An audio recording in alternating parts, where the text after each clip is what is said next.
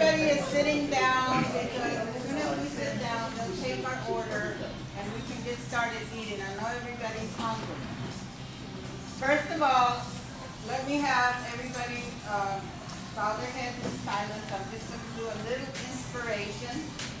I'm asking that we all hear of different religions and faiths, that we all pray in our own way for those that we love, for those that are serving us the food, and for those that cannot be here with us, and those that have passed away in recent memory.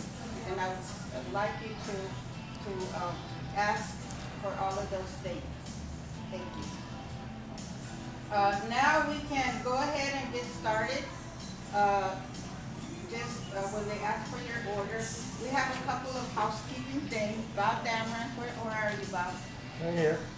Bob Dameron has a list that you need to fill out your name, your email, and your phone number, because of the Stop State Wasting campaign, it's very important for us to be able to communicate. And sometimes we come to these things and we're too lazy, or we don't want to bother to give out our information. So please, we need your information. How many of you have given Bob your information yet? Okay, so we want 100% of information here. I know we're a little bit late getting started, but we're going to make up for it. Have we done any type of introductions yet? Nope. Nope. Mary Ann, I'll go ahead and count these out again, and I'll be at the middle table. Okay. And as people finish these, they can come right to me and I'll take from them. Okay?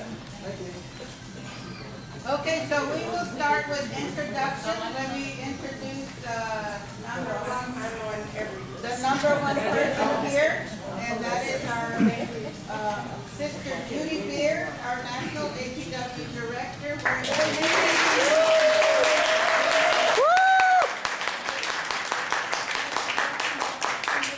We also have our NBA, Shirley Taylor.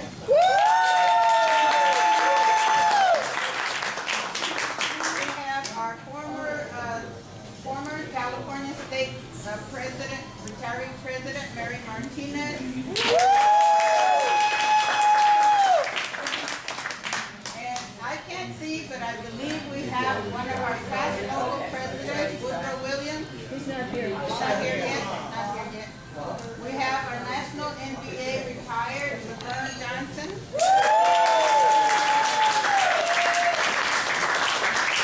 And we have some special guests from San Jose area local. We have Ed Peralta, the president.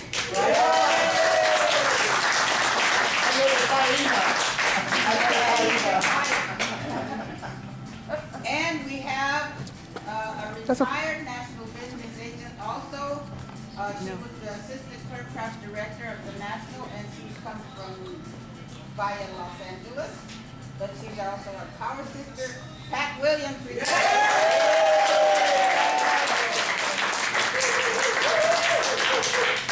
also from San Jose, we have they just formed their retiree chapter. They just got installed Saturday, and so the president is here. I don't know how to say her last name, but it's Cora is her first name. Cora Vidano. Vidano is the last name. Vidano. Okay, and her husband, I don't know his name. Ron. Okay, so we have them, and we're honoring them today because it took a while to get their San Jose chapter started. So we are going to be working as much together as we can, San Francisco chapter and San Jose chapter. Have I missed anybody else? Open people. Eleanor. Open people are here. Okay, Ms. Taylor, can you introduce them, please? You guys begin. You guys come here. One minute.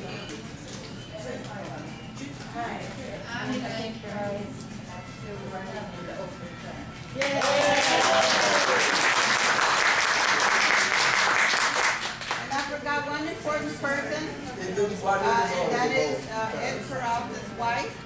What is her? Eleanor. Miss Jackie.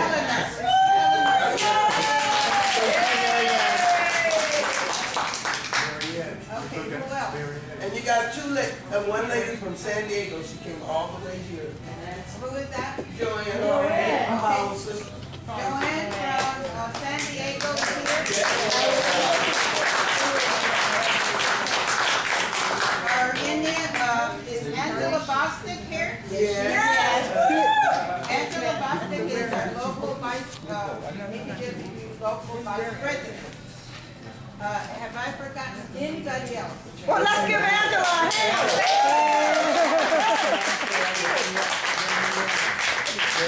You should stand up, Angela. Coalition of Labor Union Women. Supermodel. Oh, big. We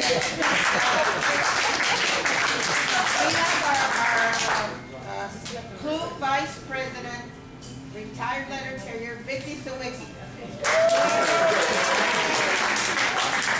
And, did anybody from North come? Judy. No, I mean, that we're gonna have an officer. No, I was talking about the officers from North. They were gonna come, but I guess they didn't make it. Well, let's give Susan Hammer a hand. Susan Hammer and anybody else, stand up and introduce yourself if you haven't been introduced. Starting over here. If you haven't been introduced, stand up and Randy Damo from San Jose.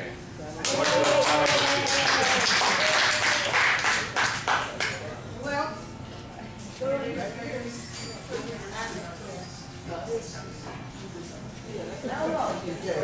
Elmo, get up here and get up and say.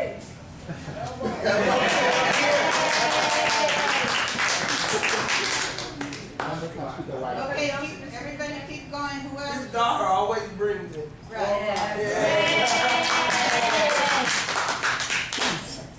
Okay, let's keep going. Joanne. Joanne. Out of the Alameda, post office.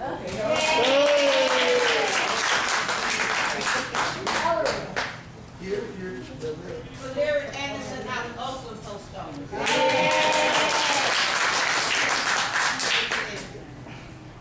Okay, let's keep going. John. Can I interrupt you for a minute? Who does not have what they're gonna have for lunch? Who does not have a cake? Okay, here we go. No, we got it. Yeah, we got it. Okay, what about this table? Everybody been introduced? Okay, stand up. Or just introduce yourself from there, John. I think she's going on the table.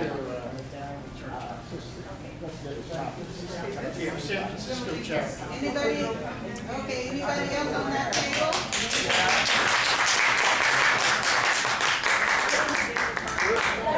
Mr. Jackie.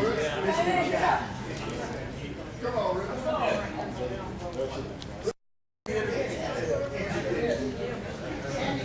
Transportation, San Francisco.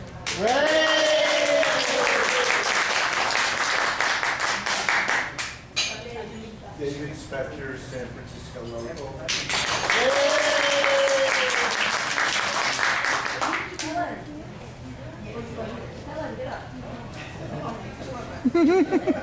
I'm Ellen, and I'm Marianne's sister.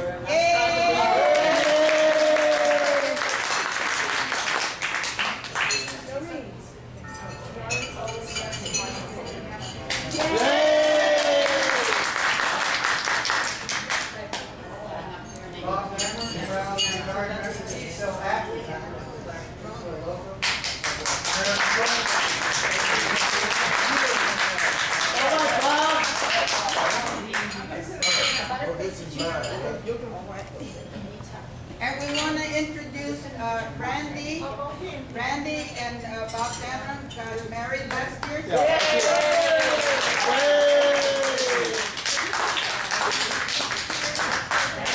I am Vivian Henderson. I'm a retiree from Oakland Post Office and the mother of Angela.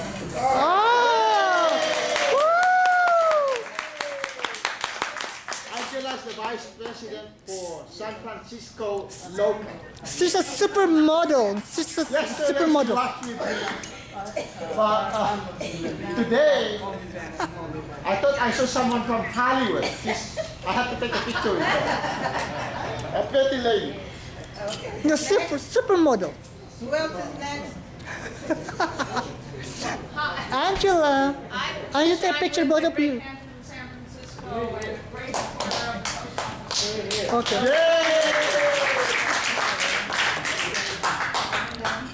Keep going. I'm David Welsh with the Letter Carriers Union, retired. Wow. Yay.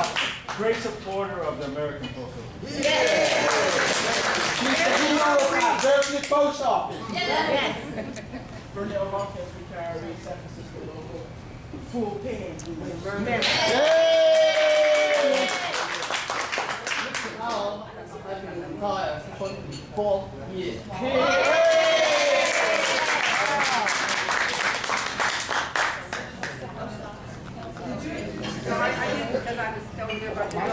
I'm Alice Lindstrom. I'm together with Renell Hawkins and Angela Bostic, a member of the San Francisco Labor Council, even though retired, and but a full member of the San Francisco local also.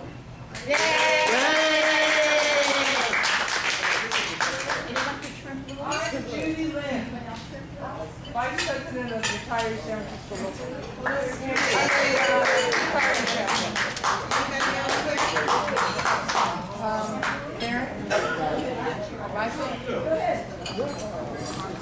Mike Foley, San Francisco Retirees Chapter and Treasurer. Thank you. Staples Organizing. I'm Karen Wing. I'm retired. I'm the secretary of the Retirees Chapter and a staple organizer.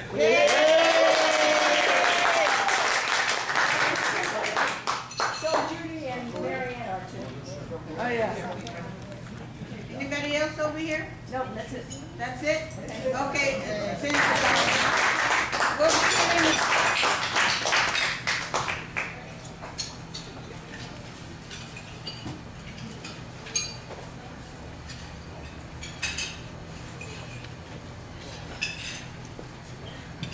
Okay, Ed. This is a certificate of appreciation in recognition of his dedication to the union spirit and his generosity and support to our chapter members during the Stop Stapling campaign. We are presenting the APWU SF Retirees Chapter 6th Anniversary Celebration at Sinbad's.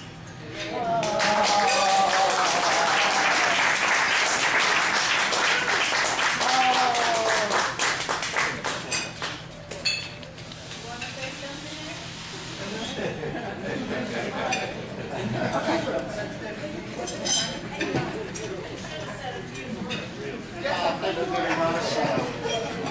Sisters and brothers, I did not expect this to be awarded, and I treasure it very much. This is my second time to come and attend the San Francisco Retiree Chapter event. I believe that I came here about 3 years ago, and I was not a retiree at that time. That was my second time, and I retired last year, and I'm now one among you, and I'm just ecstatic. Thank you very much. And thank you for the award that you gave me. I didn't expect.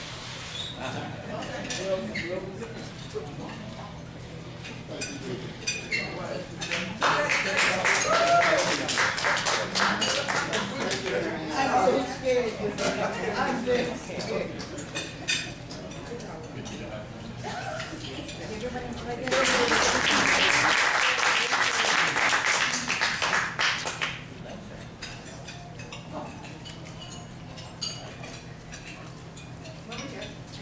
The award is for how well she dresses all the time.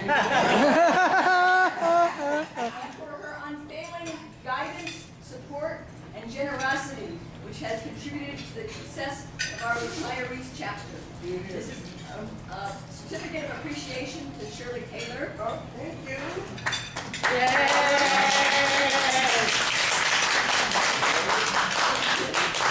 And let me be the first to say a few words. Thank you very much.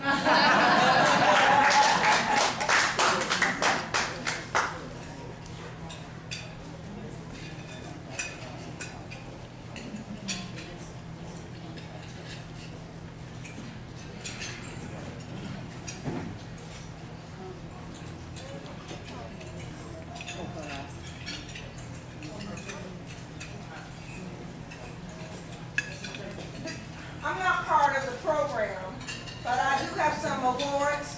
You're out of order.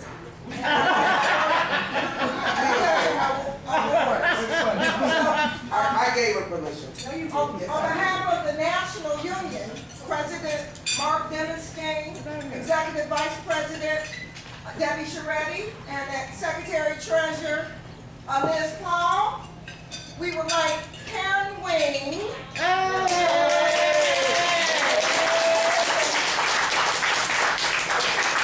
We would like Mike Foley to come out. We would like Judy Lewis to come up. Come on, Judy. And we would like Mary Ann Medina to come up. And Shirley is going to say something about them. I'm going to read the award. The award says, presented in recognition of your tireless work as a community and union organizer on behalf of the APWU Retirees Department and the entire union. What I want to say is I'm telling everybody that it's the retirees that are out there on the Staples line. You know, we have 8 people out there. 5 of them are retirees and usually from the San Francisco team. They have our back. They take care of us. I was supposed to give a speech to the AFL-CIO lawyers, but they had my back. They didn't know how they came up there. They came and they gave the speech because I was stuck on the doggone bridge, being late as usual. But they came to the fore, and those people loved them. Those attorneys signed statements and everything, and I can always depend on these people on the line. I've been on the line with them. I'm kind of retiring now. But they have been everywhere, and Mike Foley takes them and drives them, and Judy takes them and drives them. And I'm telling you, they're in there trying to save our jobs and our retirement, and I appreciate it because I don't want to have to be picking up bottles when I finally retire for the second time. Okay?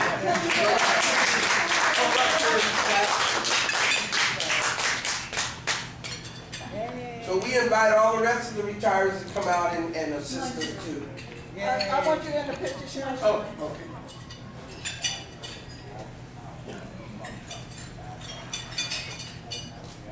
We really do appreciate you guys. Honestly, you guys have been there in the forefront, in the back front, and everything. Keep up the good work.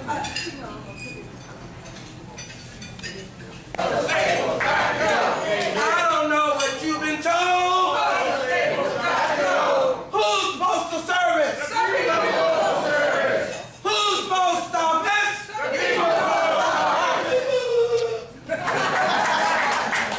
You're good, Shirley.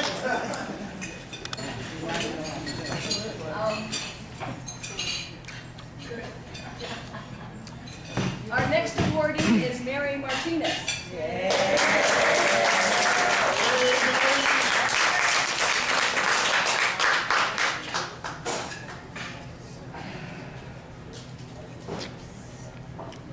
And this is our retiree chapter plaque. Presents the Order of American Award to Mary Martinez, former California State APWU Retiree Chapter President, Treasurer, APWU Stockton Local. With a heartfelt gratitude for your many years of service to APWU members, both active and retirees. Thank you very much. So, we're going to talk a little bit about Mary. Okay. So, these are secrets of Mary. Mary was born in Ridgecrest, California. She has lived in Huntsville, Alabama, and various parts of California. She went to school in Huntsville, Alabama, and attended Fields Business College for accounting in California. She kept books from age 12 for her father's chinchilla farm, so numbers have always something that she loved. For example, the number 8. This is for Mary. I weighed 8 pounds, 8 ounces, born on the 8th, and 16, 2 times 8, minutes before 8 o'clock. My son took the number 9. 9 pounds, 9 ounces, 9 pounds, 9 ounces, 9 hours of labor, born on 9.26, just a little early, on the 27th, 2 times 9. I'm sorry, 3 times 9. See, I'm not good at numbers. His APGAR score was 9.9. The apartment number, the post office box number, the number of hospital, the room in the hospital at the the room number at the hospital were multiples of 9. He took the 9s. In 18 days, he was the oldest grandson and party in that. And 18 days after he was born, it's February 14th, Valentine's Day, and the youngest grandson was born on that day. Okay, so there's another couple numbers. Mary has been married 3 times. She has survived cancer 3 times, and she's been to Haiti 3 times. There you go. Okay, so Mary worked various jobs, including doing books for her dad, working at the lumber mill at Martel, delivering flowers, doing payroll for Calaveras County.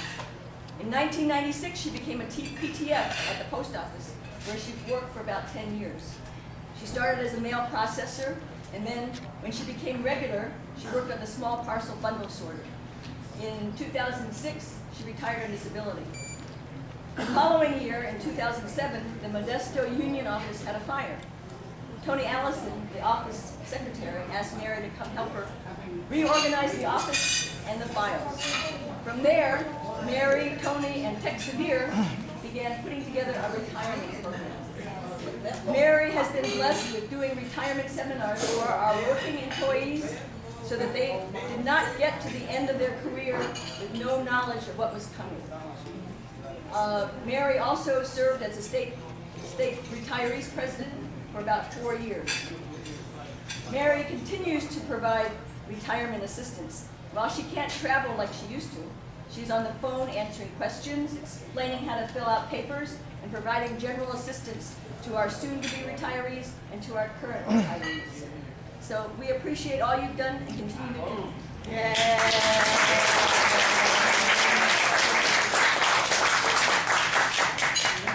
Oh man, hold up with the flower. Hold up with the flower. It's asking me to be highly coordinated. Okay, over here.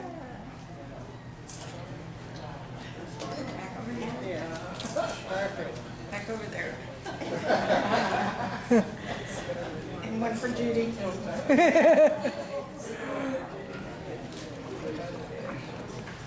I was reminded that she got the Tex Severe Award and the Byron Denton Award yesterday. Oh,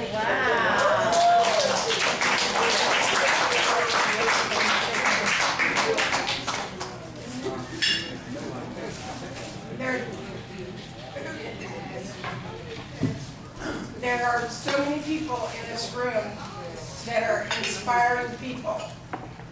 Ed Peralta, you met from San Jose.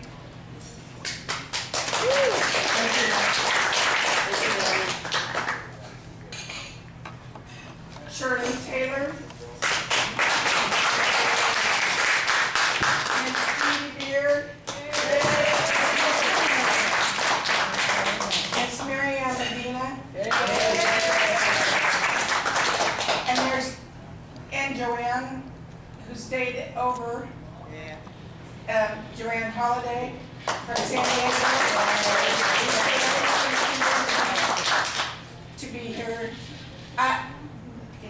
There is so much to be done with the retirees and with the active employees, so they understand what they're going into, so they don't find out at the last minute they should have been in TSP or they should have, done something different. They're going in stupid, and what they get at the beginning is stupid, and what comes out of that is only going to hurt them years down the road, and they're going to say, the union didn't tell me. And so what we did was we tried to make it so the union did tell them. And I thoroughly appreciate this award, especially from San Francisco, and all that they've done to help me. And I want you to know that my phone is always open. You can call me and you can ask your questions. I'll always be there. Okay. Thank you.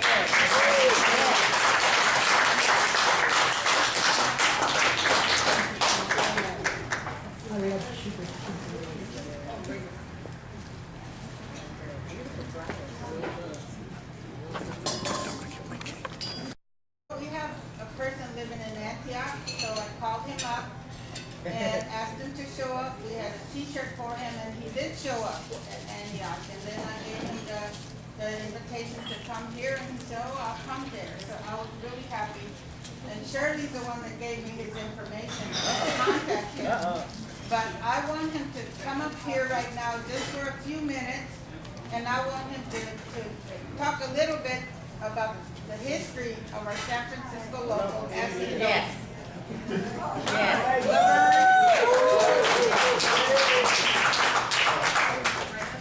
Well, I know it's been a long evening, so I'm not going to give you the whole load. But anyway, from the San Francisco part, I know a lot of people, especially younger people, do not know where we came from. Number one is San Francisco local, believe it or not, was the number 2 local in the nation. And when you see the finance numbers of each local saying 00, that means we were number 2. I think that Chicago, or either Chicago or Chicago number 1. Okay, Chicago was number 1. And San Francisco had a long history. It took us long than anybody else to merge besides Los Angeles. We had 5 locals that made up the American Postal Workers Union. One of them was the NPU, was the National Postal Union. One was the Federation. You had the motor vehicle craft, you had the maintenance craft, you also had the clerk craft. And we had unique into it because we had the airport, which was an 81T local. So they had their own local. And after about 4 years, we finally merged. It's a funny thing, and we never signed merge papers. Stu Philby at that time came out here and spent all night on the plane and rode out and slept in the meeting all day and went back to Washington and said, you're merged. That's the way Philby did things, everybody knows. But anyway, and moving on, Emmett Andrews came from San Francisco. He was, well, the old time I think was administrative aide, but he was the second president of the American Postal Workers Union, Emmett Andrews. From Emmett Andrews, the national office came out was Laverne Johnson, which is me, from San Francisco, Earl Grogan from San Francisco, Owen Barnett from San Francisco.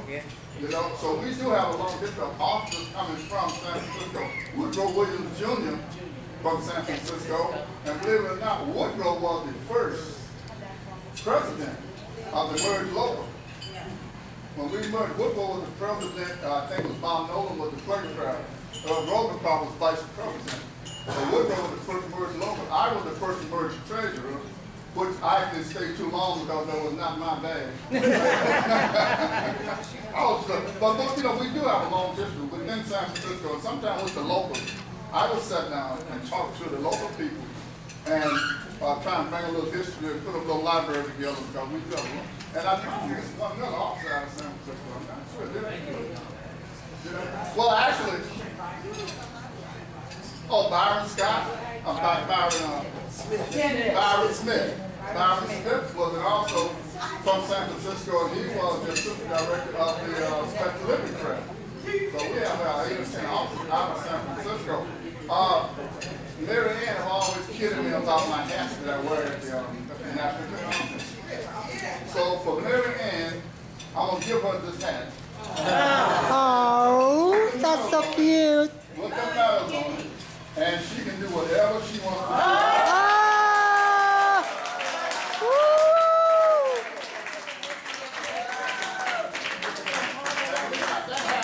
That goes all the way back to the San Francisco convention. Oh my goodness. Put the hat on.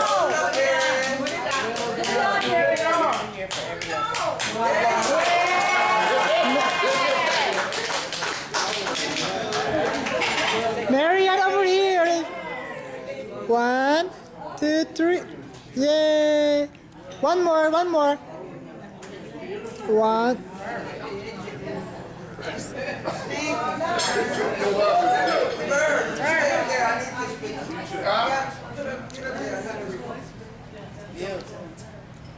I've always admired this hat.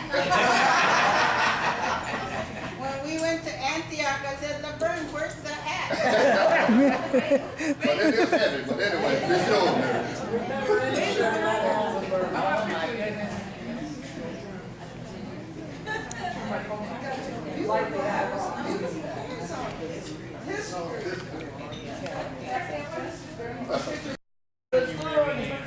And see, I'm from Texas, and this is. Anyway, we have a special guest. If you look at your program, and she installed us from the first time, and she has been at all of our luncheons except for one, which some other commitment kept her from that. She is always happy to be in San Francisco, and we have her phone number in DC, and she does. Well, actually, what she says about me is she does whatever I ask her. And I know some of my chapter thinks that too. I'm just a delegate. There's a lot of things I can't do, but I can if people are willing to do it for me. So anyway, I would like to introduce our National American Postal Workers Union Retiree Department Director, and some flowers for her. Judy here. Woo! Woo!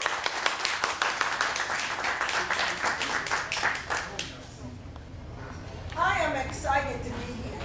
I am so proud of this chapter and all the work that they have done to make sure that our retiree benefits don't get cut, and to make sure that the postal employees today have a retirement when they get of age. There is a movement going on in this country, a movement to hold us back, a movement to take away benefits from your children, from your grandchildren. There is a movement to cut your retirement benefits, and we must stop it. We have no choice. So I know some of you, wake up in the morning and you might get a letter from Mary Ann, or from the letter carriers, or from NAR, or from the Alliance for Retired America, saying there's a rally in your community that they need you to participate in. And you say, oh, I'm tired. We cannot afford to sit on the sideline for this campaign. We can't afford it, because we cannot afford to have our benefits cut.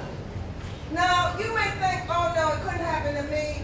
I earned those benefits, I got that check. I get that check every month. My sister lives in Detroit.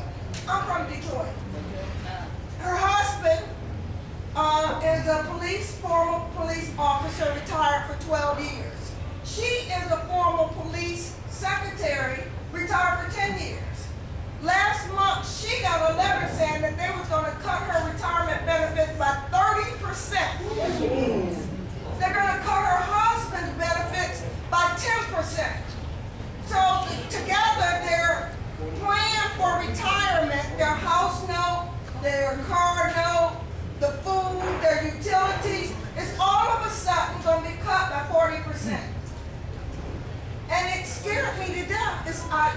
she was telling me on the phone, I said, are y'all gonna be all right? Well, are you gonna be all right? Am I gonna be all right? So that's the reason why you must participate in every protest that you can get to.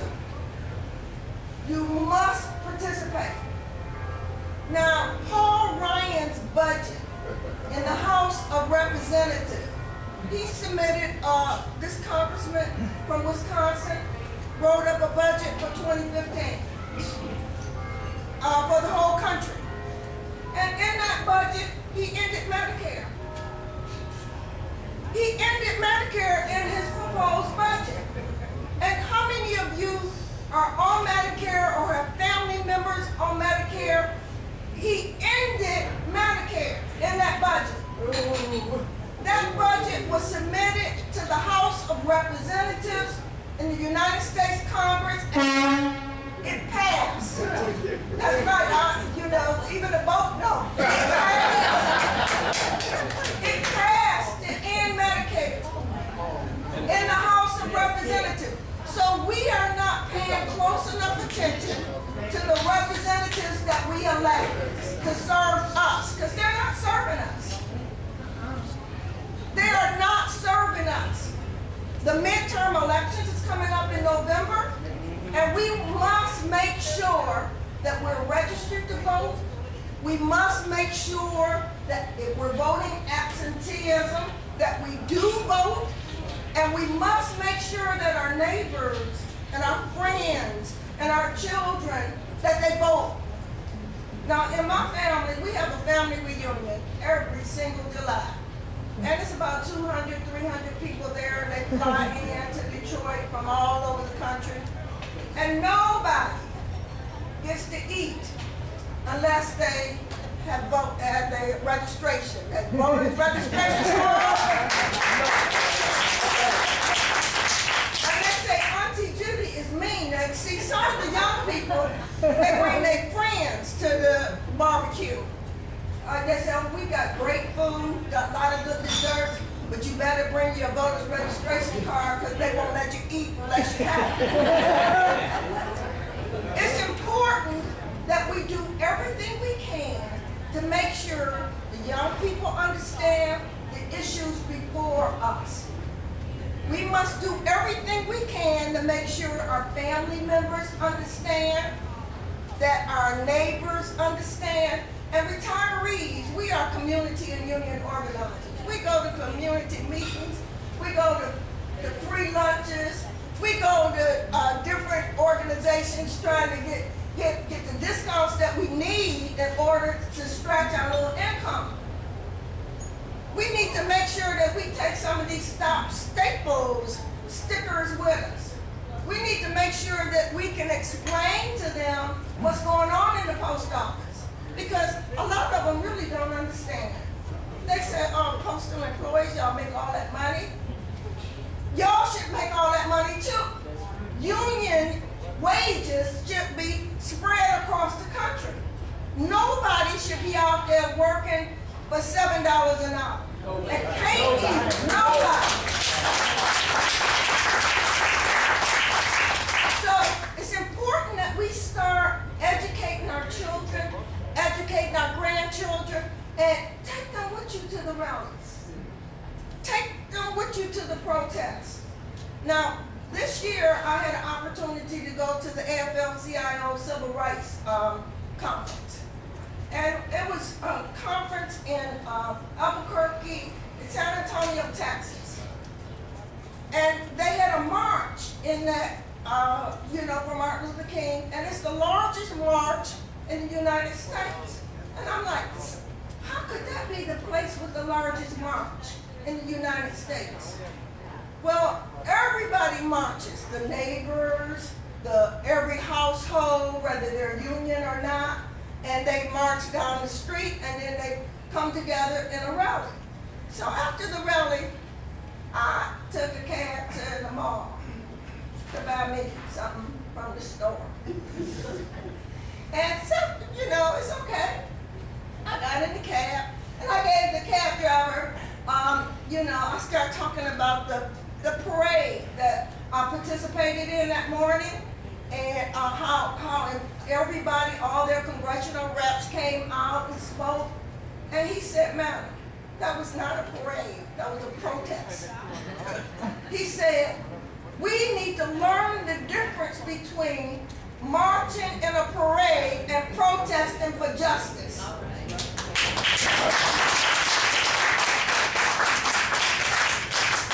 I felt, I said, "Oh, thank you for correcting me. I'm a trade unionist, I'm an activist.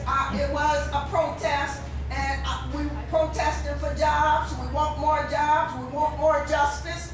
And I was just like talking, trying to get my, save face. And when we pulled up in front of the mall, I looked at the meter, it was like $20 and something. And I said, "Thank you very much," and I pulled out my money and I gave him my sticker. He said, "Ma'am, you don't have to give me any money because you gave me the sticker." He said, "It meant more to me to wear this sticker than it does to take your money." He said, "Because I didn't get an opportunity to be in the protest because I had to work."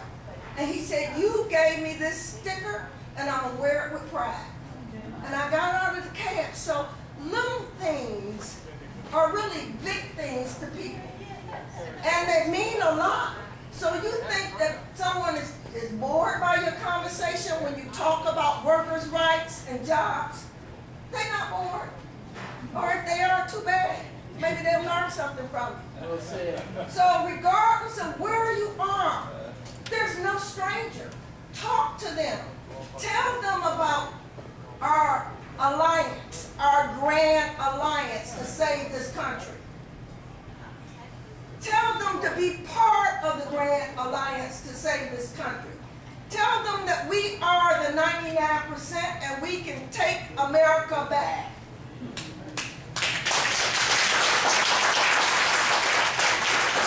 Now, I explained that the House of Representatives voted to end Medicare. It's not going to pass in the Senate, we hope, because we have no permanent friends or permanent enemies. We only have permanent issues. So we have to lobby the Democrats, we have to lobby the Republicans, we have to lobby the people in the Tea Party, we have to lobby all of our elected officials, and we have to make it real clear. We're not going to vote for you if you don't vote for the American people. We have to make it clear, real clear. So I want to thank Mary Ann Medina. I want to thank the San Francisco retirees. And I want to thank every one of you. You are courageous. You are decisive. You are responsible. You are kind and you are caring. You are passionate about the labor movement. You work hard and you play hard. So thank you for all that you do on behalf of President Mark Billenstein, Executive Vice President Debbie Soretti, Secretary Treasurer Liz Powell, Shirley Taylor, Pat Williams, Laverne, and all of the national officers. Thank you so much.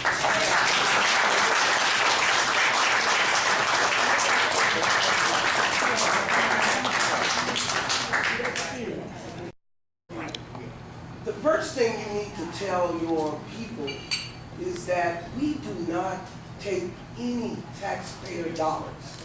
That is what they keep telling us from out of the ballot. And we don't. We are able to pay for all of our benefits and everything with the products that we sell. So we're not a drain on the American public. And the only reason that we are in the red is because that idiot ISA, in a lame duck Congress, passed this appropriation that makes us pay for the health benefits of people who are not even born yet. People who are 75 years into the future, and we have to pay that back in 10 years. Now, that's ridiculous. So every fiscal period, we're in the red already. Because we're in the red already. The revenue from the Postal Service without that last year and the year before, we don't have to make a profit, but we would have made a profit. But for that pre-funding liability that we have. And that's what you have to explain to the American public. Right. And so what we have to do is educate people. And I'll give you just an example. They want to move the window services into 1,500 Staples stores across the nation. Okay? When we are out there rallying, for instance, in Concord, the Staples store is right here. The post office store is right here. The post office store don't have no stamps, but the Staples store has some stamps. They give them all of the products and they give it to them on consignment. They're not required to pay for these things before they get it. And they can charge you anything they want to. And Lisa Herrera from our local went in and we faked some transactions. If you thought to see somebody, don't mail your mail in Staples if you wanted to get somewhere. The people get 1 day of training and 2 days of follow-up. They don't even consider it mail until it's picked up by the MVS or the NALC. It is not even considered mail. There's no security of the mail. You know, there's nothing there. Now, listen, all they want to do, the Postal Service is cash cow. Because whether you know it or not, in a big city like San Francisco, they can do first class mail at 10 cents a letter and make a profit. That's what they want to do. They want to siphon off all of the profitable things and leave all the rest of the stuff, you know, the church material, the union magazines and stuff to the post office. And you know, they keep talking about, you know, why would you want to give away? One thing we have to know, we all work together. They cannot get rid of the 6-day delivery. People say, oh, that's the letter carrier. No, it's you too. It's all of us. They get rid of, that's their delivery. Private industry is going to come in and take over Saturday delivery. So what's going to stop them take over Monday, Tuesday, Wednesday, Thursday, Friday? We used to have 100% of the parcels. Now United Parcels got it. We used to have 100% of the express mail. FedEx got it, huh? They gave it away. They don't want to give service. Right here in Rincon, John Driver, the MVS, was making a run to Rincon. They said, here are the new hours to Rincon Station. They said, we're going to close at 5 o'clock. But you can go to 3 other post offices for late hours. Well, they closed at 5:30, and one closed at 6 o'clock. Okay, and then they gave 3 other places, Staples and all of this, what time they were open, and you could go get postal services products there. So they're closing us. They've taken the machines out of the lobby. They short-staffed the window clerks. And so, if you're not getting service, aren't you going somewhere else? Right here at your airport service? I have a picture of a Staples they closed. Right, they closed the one we went to Hollister, right, to pick it. And they said, oh, we're going to close this Staples. Oh, they closed the Staples, and they closed the post office. Where are you going to go? And Shirley, the Park side, and I think the Sunset, both the post office, they're cutting their hours by at least half an hour. Right, and some places they're just closing for lunch. You can't even go there at lunchtime and get it. And Pat Williams just bought a new home in Lancaster. She can't even get door-to-door service. She got to pay to go somewhere, and then she got to walk down to a post office box to get her someplace to get the mail. And she just did that this year. This year she just bought a home. They don't even have, even more than the developments, don't even have door-to-door delivery.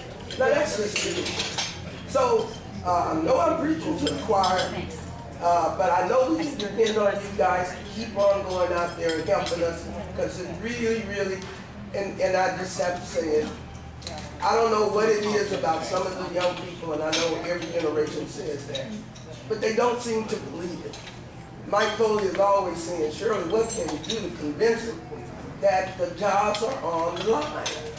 I think we've done such a good job, the unions have done such a good job of letting them think that we're miracle workers, that, you know, we haven't kept in the cost of history. And I have to thank the letter carriers. The letter carriers don't do that stuff. They actively involve their retirees in their locals, and they really treasure their retirees in NALC, and that's what we got to learn to do. And Judy Beard is at the forefront of making sure that the APWU never ever tries to disrespect the retirees. She is fighting for us, and with you guys there, she's going to keep that fight up. Because we are power to be reckoned with, and really, if we have to drag them, kicking and screaming, we're going to serve this damn post office, because I say to you again, I'm too damn old to be picking up bottles when I retire. So to be selling bottles, you know, and really, you know, after we do all this work, we honestly deserve, you know, we're worthy of our hire, and we should be able to enjoy our retirement and, you know, live our lives in luxury. Not luxury, but, you know, well, hell, yeah, luxury. But anyway, that's speaking to the choir, and thank you very much.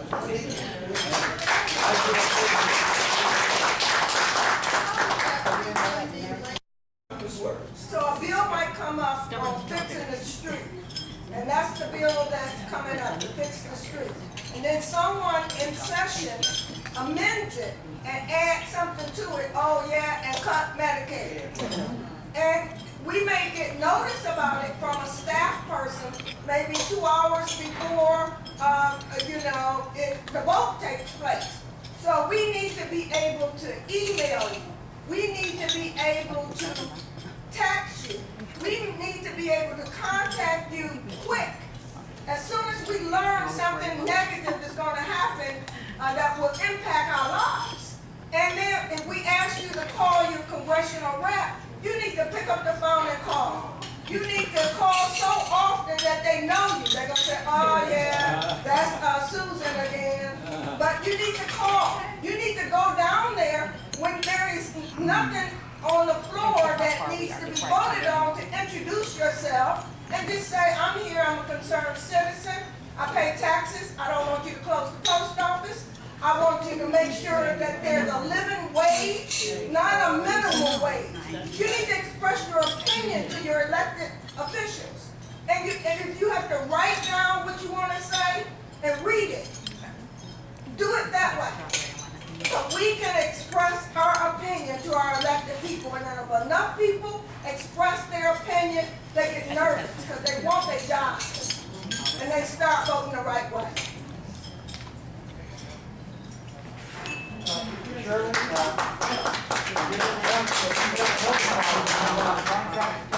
national contract, and you have the union, they spend God knows how many hours and how many thousands of dollars on the national contract, right? With Donahoe, the Postmaster General, and other postal managers and their experts.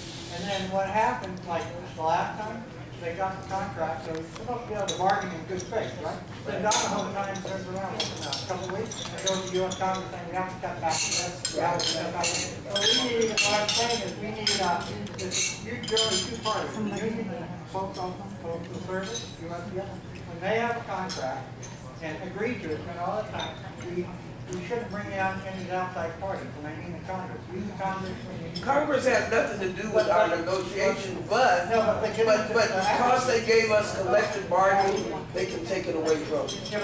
I understand, but what I'm saying to you that we don't negotiate with Congress, thank goodness. We're one of the only people. Remember, we went on strike, which is illegal. We went on strike and we ended during the Nixon administration.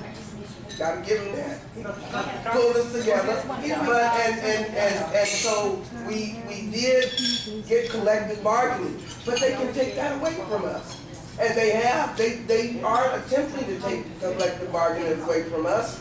And they want the post office is asking Congress to give them our retirement. They can't run the mail, they can't deliver.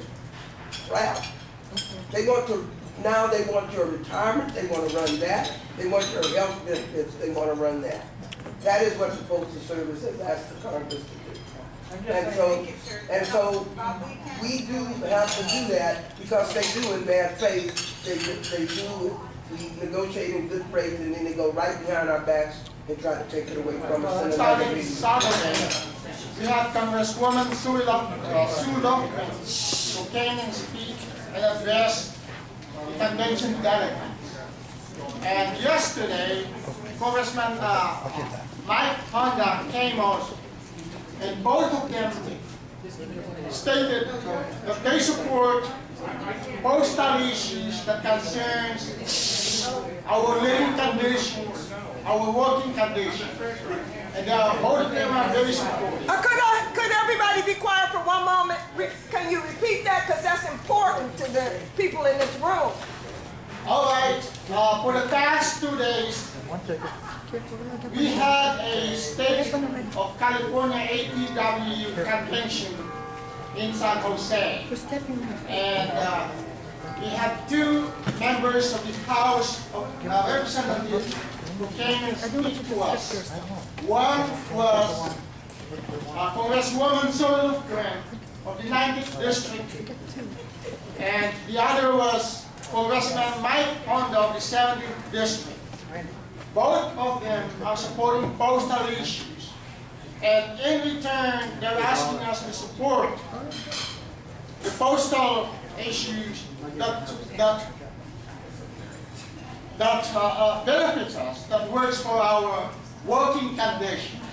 So hand in hand, the Congress people and us, the community, has to work hard to preserve the benefits that we have. So that's what they have said. Thank you very much.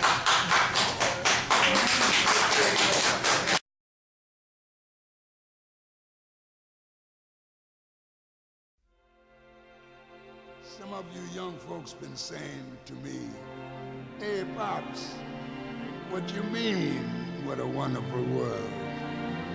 How about all them wars all over the place? You call them wonderful? And how about hunger and pollution? They ain't so wonderful either. But how about listening to old Pops for a minute? Seems to me it ain't the world that's so bad, but what we are doing to it. And all I'm saying is see what a wonderful world it would be if only we'd give it a chance. Love, baby, love. That's the secret. Yeah. If lots more of us loved each other, we'd solve lots more problems. And man, this world would be a guesser. That's why old Pops keeps saying, I see trees of green, red roses too. I see them bloom for me and you. And I think to myself, what a wonderful world. I see skies of blue and clouds of white, the bright blessed days, dark sacred night. And I think to myself, what a wonderful world.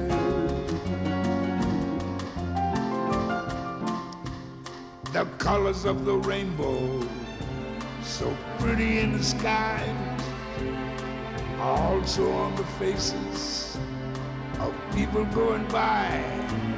I see friends shaking hands, saying, how do you do?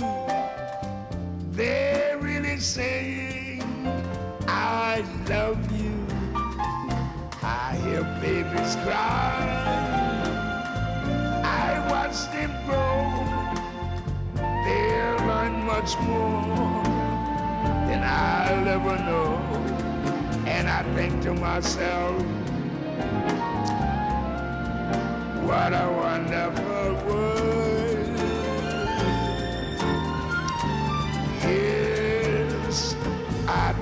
to myself,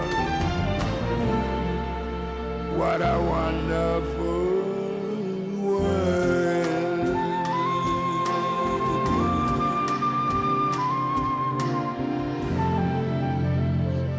Oh, yes.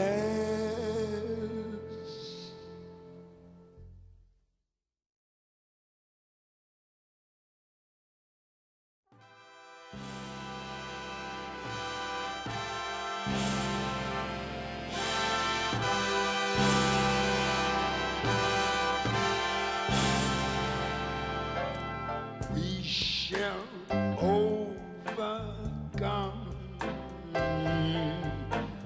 We shall overcome. We shall overcome someday.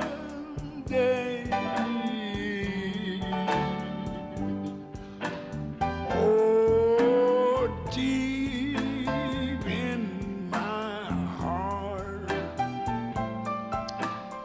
I do believe. Oh, we shall overcome someday.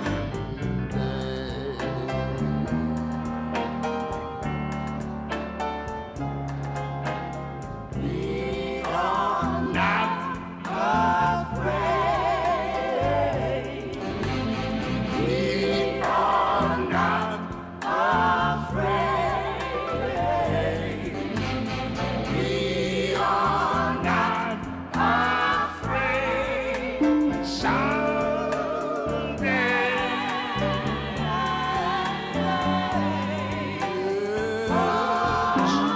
Dear.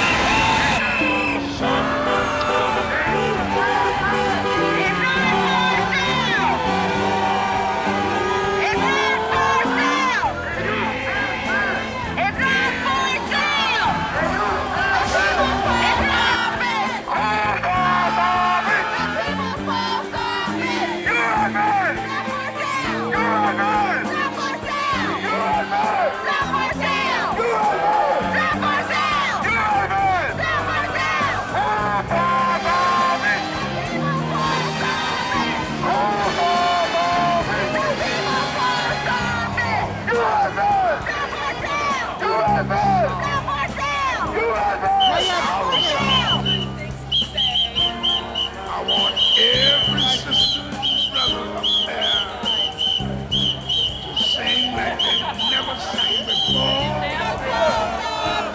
Oh,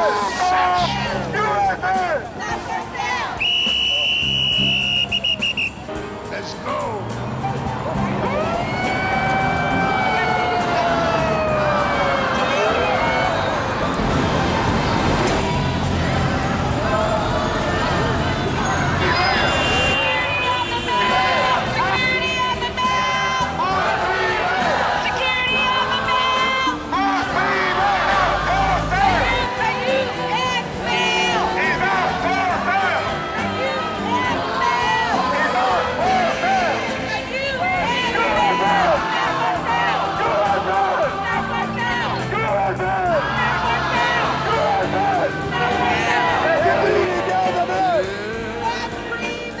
Hey,